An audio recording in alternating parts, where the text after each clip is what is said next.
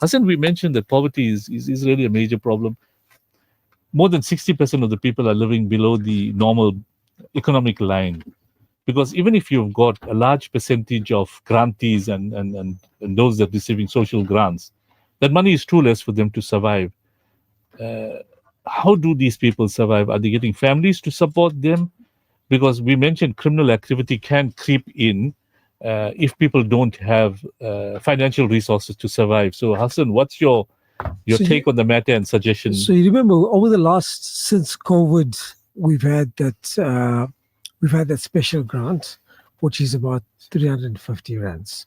But remember, over the years, you've had two major grants, which is your one is the pension grant, which is about 2,200 rand a month, and then you've had the child care grant, the child support grant. That's been another one. So within families themselves, those are other things. You have, for example, two or three people within the household that are receiving a grant. So it's collectively, through the child support grant, the pension grant, or other grants that are coming into the household, collectively that's helping them to survive. So barely survive. So not you Just about putting bread on the just about table. putting bread on the And, table and and making sure there's at least a meal a day. Secondly, many kids that are from many of these poor households rely on a meal at the schools.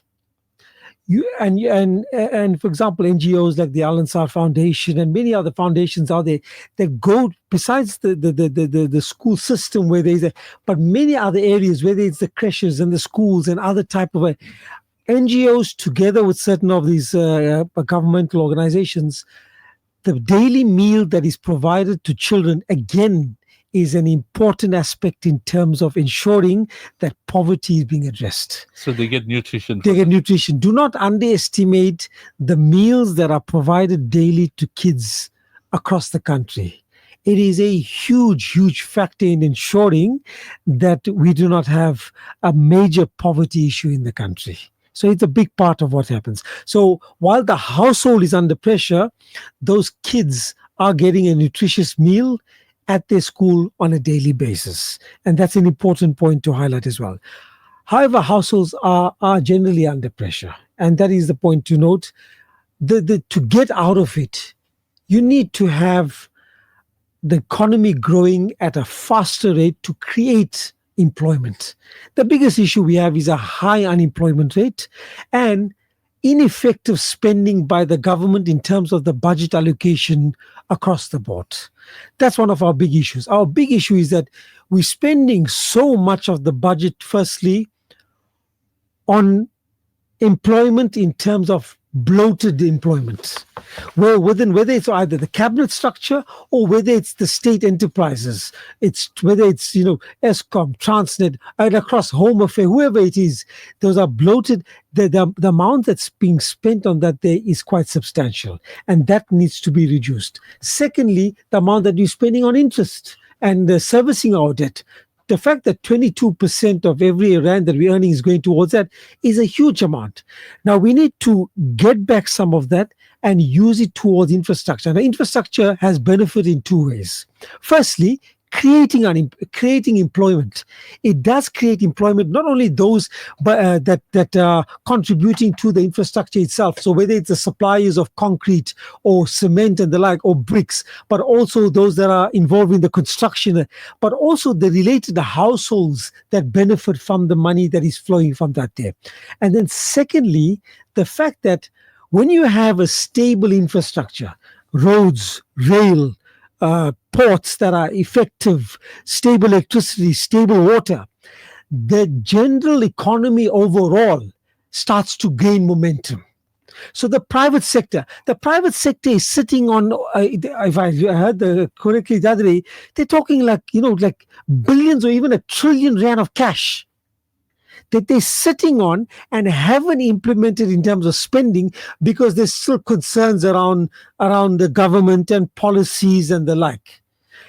You get policies. A lot of our policies that are in place are actually relatively decent. Yes, some of the talk recently about they want to introduce certain other issues, and they like, for example, the Johannesburg, they want to put There's some policy around the CCTV cameras and the like.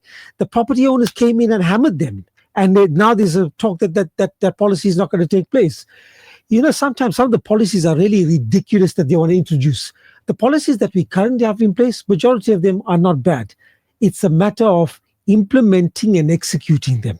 And that's been our biggest failure and weakness to date, is that by not having the right skills and right people in place across majority or major amount of the institutions, it has led to this. Look at SARS.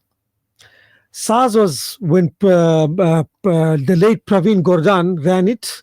He brought it to a state which was a top-notch institution, and he left it there. Then you had the Zuma era with the appointment of the SARS commissioner at that time.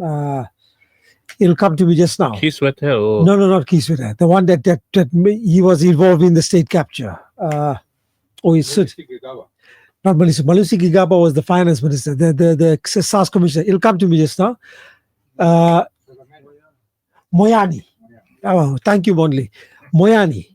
He came in and SARS went on a downward trend. Kisweta came back. Look at what SARS has done over the last few years. Obviously, many of us don't like it, and it's an issue because now SARS, there's too much of overreach, and they're trying really being aggressive as well.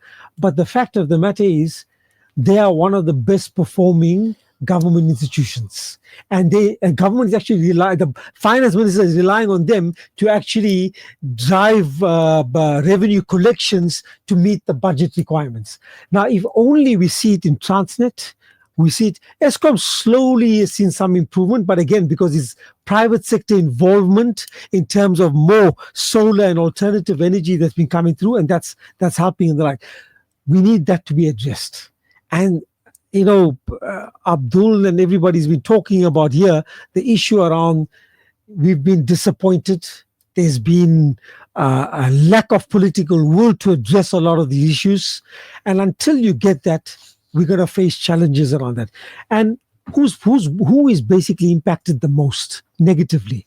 It's your lower income and middle income groups.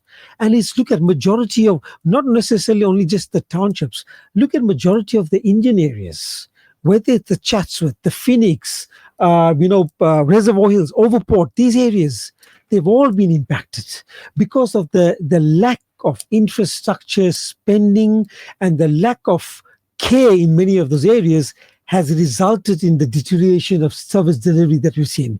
Next year is important. Use our voting effectively.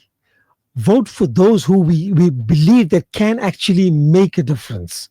And we have to continue to press that and drive that as we're going towards the elections come next year.